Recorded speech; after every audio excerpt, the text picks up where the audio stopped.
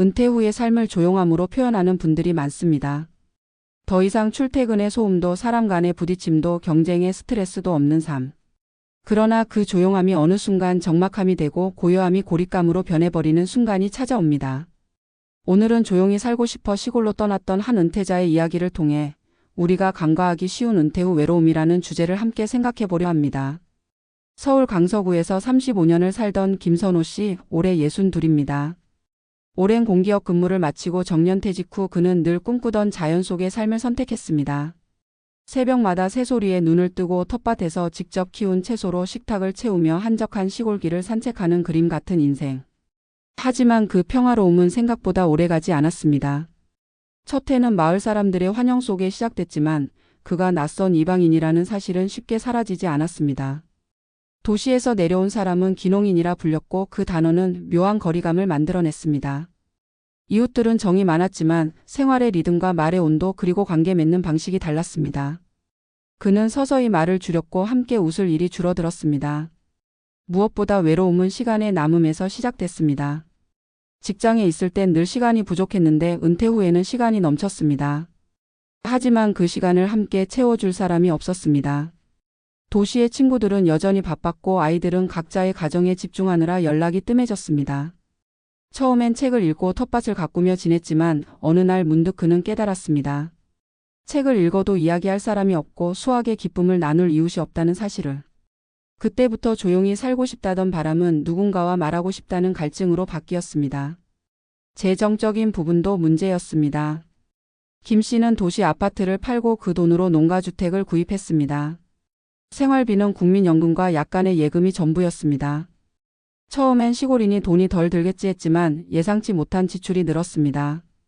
농기계, 난방비, 수도보일러 수리비, 그리고 간헐적인 병원 왕복 교통비까지. 시골은 물가가 싸다는 인식은 반은 틀렸습니다. 병원 한 번 가려면 택시를 불러야 하고 인터넷 한 번 끊기면 복구 기사 불러야 했습니다. 생활비는 생각보다 빠르게 줄었고 통장 잔고를 확인할 때마다 불안감이 커졌습니다. 그 불안은 외로움과 함께 깊어졌습니다. 마음이 외로울 때 돈 걱정이 더 크게 느껴지는 법입니다. 그는 몇 번 마을 모임에 나가보려 했지만 대화의 중심에 들어가지 못했습니다. 농사 이야기는 어렵고 오랜 이웃 간의 정에는 쉽게 스며들지 못했습니다. 나이도 사는 곳도 배경도 비슷하지만 그 속엔 미묘한 단절이 있었습니다. 어느 날 그는 집 마당에서 김치를 담그는 소리를 들으며 문득 생각했습니다. 나는 지금 혼자다. 그 깨달음 이후로는 아침마다 라디오를 틀어두고 그 목소리를 벗삼아 하루를 버텼습니다. 누군가의 말소리가 들려야 하루가 시작되고 그 침묵이 너무 길어질 때는 텔레비전 소리를 크게 틀어놓기도 했습니다. 사람의 존재가 사라진 공간에서 소리가 곧 생존의 증거가 되었던 겁니다. 외로움은 단순한 감정이 아니라 신체적 건강에도 영향을 미칩니다. 실제로 연구에 따르면 은퇴 후 사회적 고립은 우울증뿐 아니라 심혈관 질환과 인지기능 저하까지 유발할 수 있습니다. 김 씨 역시 그랬습니다. 늘 하던 산책을 쉬기 시작하더니 잠이 줄고 식욕이 떨어졌습니다. 병원에서는 별다른 이상이 없다고 했지만 그의 표정엔 생기가 사라졌습니다. 몸이 아니라 마음이 아픈 것 같아요. 그는 조용히 그렇게 말했습니다. 하지만 이 이야기는 단지 슬픔으로 끝나지 않았습니다. 어느 날 우연히 읍내 도서관에서 열린 은퇴자 독서 모임에 참석하면서 변화가 시작됐습니다. 처음엔 어색했지만 한 번, 두 번 참석하면서 그는 다시 사람들과 대화를 나누기 시작했습니다. 비슷한 또래의 사람들이 책 이야기를 넘어 인생 이야기를 나누었습니다. 그곳에서 그는 깨달았습니다. 조용히 살고 싶다는 건 결국 혼자 살고 싶다는 뜻이 아니라 시끄럽지 않게 사람답게 살고 싶다는 의미였다는 것을. 이후 그는 일주일에 2번 읍내로 나가 커피 한 잔을 마시며 사람들을 만나는 시간을 갖고 있습니다. 외로움은 완전히 사라지지 않았지만 더 이상 그를 삼키지 못했습니다. 그는 이제 이렇게 말합니다. 고요함 속에서도 사람의 온기가 느껴지면 그게 진짜 평화입니다. 전문가의 시각에서 보면 김 씨의 이야기는 은퇴 이후 심리적 공백의 전형적인 사례입니다. 사람은 일과 관계 속에서 자신의 존재를 확인하며 살아갑니다. 그 관계가 끊기면 아무리 평화로운 환경에서도 불안은 찾아옵니다. 특히 한국의 은퇴 세대는 성과 중심의 삶에 익숙했기 때문에 관계를 다시 맺는 방식에 서툴 수밖에 없습니다. 하지만 외로움은 자연스럽게 사라지지 않습니다. 의식적으로 관계를 다시 만들어야 합니다. 그것은 취미를 통한 만남일 수도 봉사활동일 수도 온라인 커뮤니티 참여일 수도 있습니다. 중요한 건 혼자 조용히만으로는 삶의 의미가 유지되지 않는다는 사실입니다. 결국 은퇴 후의 평화는 장소에서 오는 게 아닙니다. 누구와 시간을 나누느냐, 내 일상이 어떤 연결로 이어지느냐가 더 중요합니다. 고요한 시골이든 분주한 도시든 인간은 관계 속에서만 살아 있습니다. 김 씨의 사례는 우리에게 이렇게 묻습니다. 당신이 원하는 조용한 삶은 누구와 함께 나누는 조용함입니까? 진정한 평화는 고독의 완벽함이 아니라 고요 속에서도 서로의 존재를 느낄 수 있는 따뜻한 연결 속에서 만들어집니다. 조용히 살고 싶어 떠난다는 말에는 단순한 의미가 숨어 있지 않다. 그것은 삶의 소음에서 벗어나고 싶은 욕망이자 한평생 달려온 인생의 속도를 잠시 멈추고 싶다는 간절한 바람이다. 그러나 많은 은퇴자들이 이 조용함을 선택한 뒤 깨닫는다. 인간에게는 고요만큼이나 연결이 필요하다는 사실을. 고요는 평화로울 수 있지만 그 고요가 너무 길어지면 마음의 문이 닫히고 세상과의 거리감이 생긴다. 그것이 바로 은퇴 후 외로움의 시작이다. 외로움은 단순한 감정의 문제로 그치지 않는다. 은퇴자에게 외로움은 생존의 문제이기도 하다. 인간은 사회적 동물이고 관계를 통해 정체성과 자존감을 유지한다. 회사에서의 직함이 사라지고 출근길의 일상이 끊기며 누군가와의 대화가 줄어드는 순간 자신이 세상에서 점점 사라지고 있다는 느낌을 받는다. 특히 남성 은퇴자들에게서 이런 현상은 더 두드러진다. 평생을 일 중심으로 살아왔기 때문에 관계의 상당 부분이 직장이라는 울타리 안에 있었다. 그 울타리가 사라지자 남은 건 자신뿐이다. 그리고 그 자신은 무엇을 하는 사람이 아니라 이제 아무것도 하지 않는 사람으로 규정되며 자존감이 급격히 흔들린다. 그 순간부터 외로움은 단순한 공허가 아니라 존재의 결핍이 된다. 실제 사례를 보면 외로움의 양상은 다양하다. 어느 60대 전직 교사는 퇴직 후 전남의 조용한 해안 마을로 이주했다. 매일 바다를 보며 커피를 마시고 여유로운 일상을 보낼 줄 알았다. 그러나 몇 달이 지나자 그는 불면증과 무기력증에 시달렸다. 이유는 단순했다. 말을 나눌 사람이 없었다. 그는 하루에 단 한마디 마트 계산원에게 봉투 하나 주세요라고 말하는 날도 있었다고 했다. 또 한 70대 귀촌 여성은 도시에서의 인간관계에 지쳐 시골로 내려왔지만 마을 안에 밀접한 인간관계에 더 큰 피로를 느꼈다.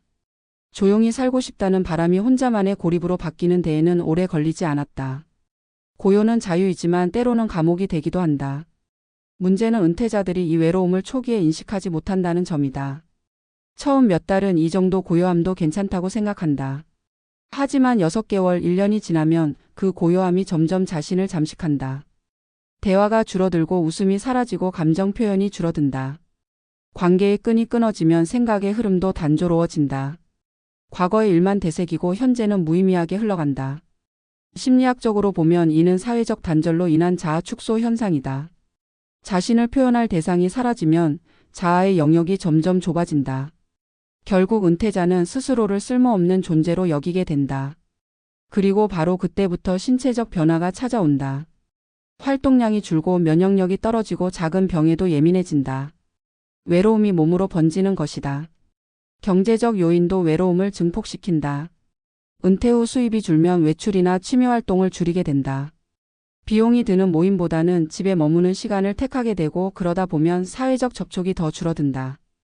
인간관계는 유지하려면 시간과 에너지만이 아니라 일정한 경제적 여유가 필요하다. 그러나 대부분의 은퇴자는 생활비를 줄이는 것이 최우선 과제가 되기 때문에 관계 유지를 위한 비용을 후순위로 미룬다. 결국 경제적 절약이 사회적 단절을 불러오는 역설이 만들어진다. 한 68세 남성은 이렇게 말했다. 커피 한 잔 마시러 읍내 나가는 것도 이제 계산하게 돼요. 그런데 안 나가면 사람이 더 멀어지는 걸 알아요. 돈을 아끼려다 마음이 더 가난해지는 순간이었다. 이런 문제는 단순한 개인의 성향이나 선택의 문제가 아니다. 구조적으로 보면 한국의 은퇴 문화는 여전히 퇴직 사회로부터의 이탈로 작동한다. 직장을 나서는 순간 사회적 연결망이 함께 끊어진다. 다른 나라의 경우 은퇴 후 지역 커뮤니티나 시니어 네트워크를 통한 지속적 교류 시스템이 자리 잡은 반면 한국은 아직 은퇴 후의 관계 설계가 부재하다. 공적 연금이나 복지 시스템은 있지만 정서적 연금, 즉 마음의 안정과 연결을 보장해줄 사회적 장치는 약하다. 그래서 많은 은퇴자들이 여전히 혼자 버티기를 강요받는다.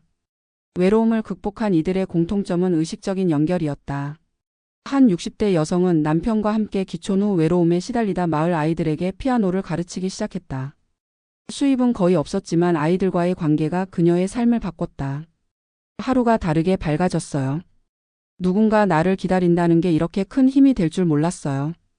또 다른 70대 남성은 퇴직 후 독서 모임을 만들어 매주 읍내 도서관에서 만남을 이어간다.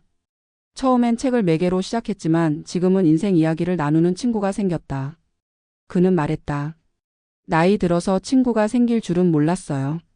근데 이제 그게 가장 큰 행복이에요. 관계는 거창할 필요가 없다. 단 한 사람과의 진심 어린 대화가 은퇴자의 하루를 지탱하는 힘이 된다. 전문가들은 은퇴자들에게 이렇게 조언한다. 고립되지 않기 위해서는 하루 최소 한 번은 외부 세계와 연결되어야 한다. 그것이 시장을 가는 일이든 카페에서 커피를 마시는 일이든 또는 전화 한 통을 거는 일이든 상관없다. 사람은 관계 속에서 정체성을 유지한다. 혼자 있는 시간은 필요하지만 완전히 단절된 고요는 인간에게 맞지 않는다. 특히 은퇴 초기 23년은 심리적 재적응이 필요한 시기다. 이 시기를 어떻게 보내느냐에 따라 이후의 20년이 달라진다. 외로움을 인정하고 스스로 관계를 만들어가려는 작은 노력들이 결국 삶의 균형을 회복시킨다. 은퇴 후의 평화는 장소나 환경에서 오는 것이 아니다. 아무리 조용한 산골에 살아도 마음이 복잡하면 평화롭지 않다. 반대로 도시의 소음 속에서도 마음이 안정되면 고요할 수 있다. 진정한 평화는 관계 속에서 만들어지는 내면의 안정이다. 조용히 살고 싶다는 말은 결국 불필요한 소음은 줄이고 의미 있는 관계만 남기고 싶다는 뜻일지도 모른다. 우리는 때로 고요를 찾아 떠나지만 그 끝에서 다시 사람을 찾는다. 그게 인간의 본성이다. 은퇴 후 외로움은 누구에게나 찾아올 수 있다. 그러나 그것이 끝이 될 필요는 없다. 외로움을 인정하는 순간부터 극복이 시작된다. 그리고 그 극복의 열쇠는 다시 연결되는 용기다. 김선호 씨가 도서관에서 독서 모임을 통해 삶의 활력을 되찾았듯 누군가의 목소리를 듣고 자신의 이야기를 건네는 순간 외로움은 더 이상 자신을 삼키지 못한다. 세상과의 연결은 나이와 상관없이 언제든 다시 시작할 수 있다. 결국 은퇴 후의 진짜 평화는 고요 속의 관계에서 완성된다. 고요는 배경이고 사람의 온기가 그 안에 들어올 때 비로소 그것은 평화가 된다. 조용히 살고 싶어 떠났지만 외로움이 매일을 삼켰던 이들의 이야기는 우리 모두에게 같은 질문을 던진다. 당신은 지금 누구와 고요를 나누고 있습니까?